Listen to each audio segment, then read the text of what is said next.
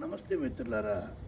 Income tax వ్యవస్థ మన భారతదేశంలో ఎంత దారుణంగా ఉంది అంటే ప్రతి చిన్న దాని మీద కూడా ట్యాక్స్ జిఎస్టీ దోసుకుంటుంది ప్రభుత్వం. నిజంగా చెప్పాలంటే చాలా బాధ అనిపిస్తూ ఉంది. ప్రైవేటు ఎంప్లాయీస్ యొక్క జీతాల మీద వచ్చినటువంటి ట్యాక్స్తో గవర్నమెంట్ రన్ చేస్తుంది. తప్పు కాదు. గవర్నమెంట్ ఎంప్లాయ్మెంట్ రన్ చేస్తుంది. గవర్నమెంట్కి కావాల్సిన బెనిఫిట్స్ గురించి ఏవైతే అభివృద్ధి కార్యక్రమాలు కావచ్చు వీటన్నిటి గురించి కూడా వాళ్ళు ఉపయోగించుకోవడం తప్పు కాదు.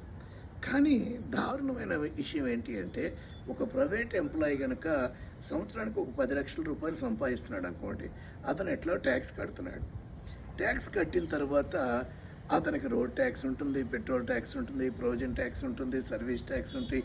అన్ని ట్యాక్స్లు కట్టిన తర్వాత కొంత దాచుకుందాం, ఆ దాచుకొని రేపు రిటైర్మెంట్కి బాగుంటుందేమో అని అతను ప్లాన్ చేసుకుంటే ఏమవుతుందో తెలుసా?